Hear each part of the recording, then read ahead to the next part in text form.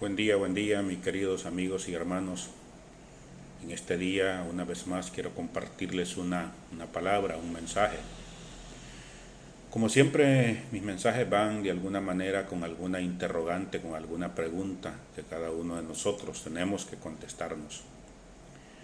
Y en este día, pues, verdad, la interrogante viene siendo: ¿cómo está mi fe?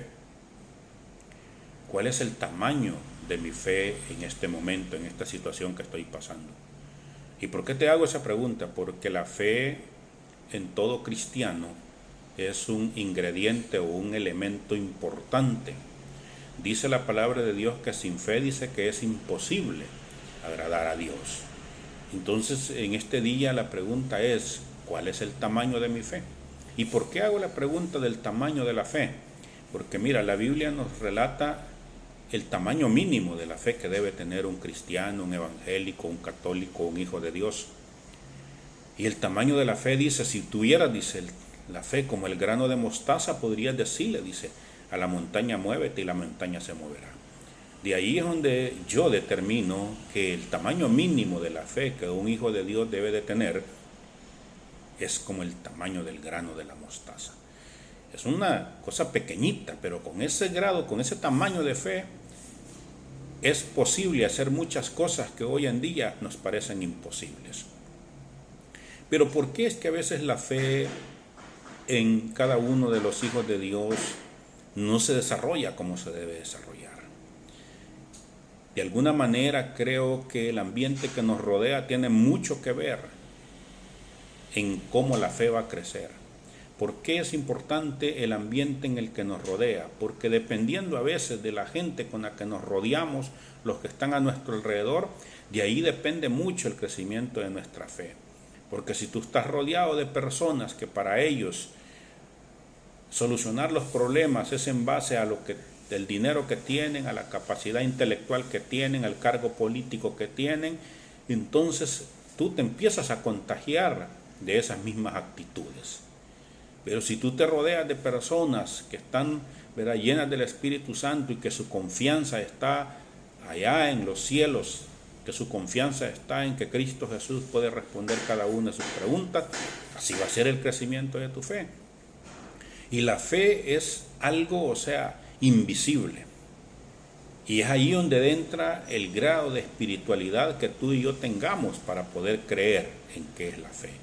Mira cómo lo relata Hebreos 11:1. Dice: es pues la fe, la certeza de lo que se espera, la convicción de lo que no se ve.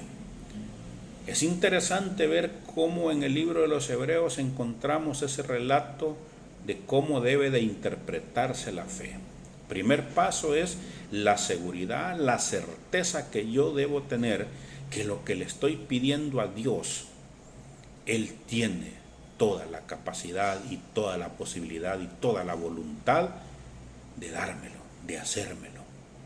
Y dice en otra parte que para Dios no hay nada imposible. Entonces es ahí donde yo tengo que empezar a medir cuál es el tamaño de mi fe. En qué parte es que yo empecé a ir perdiendo mi fe y es donde fui perdiendo las posibilidades de recibir ese milagro para el cual yo he estado clamando y he estado pidiendo. Vuelvo a repetirte, dice en Hebreos 11:1, es pues la certeza. Tú hoy este día tienes que empezar a tener esa seguridad de que Dios va a complacerte lo que le estás pidiendo. Yo no sé qué es lo que tú le estás solicitando hoy, no sé qué es lo que le estás pidiendo.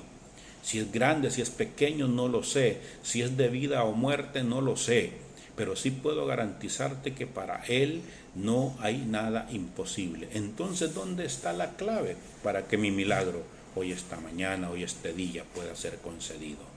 En que yo tengo que empezar a tener la certeza, la seguridad que Dios ya está trabajando en mi milagro. Y la otra parte es bien importante, porque a pesar de que tú no veas, a veces estamos acostumbrados a que si mi problema es económico, entonces tiene que venirme, ¿verdad?, un cheque o tiene que venir alguien a dejarme el dinero para poder resolver el problema. Bíblicamente y espiritualmente Dios te puede resolver cualquier problema sin necesidad de utilizar recursos materiales.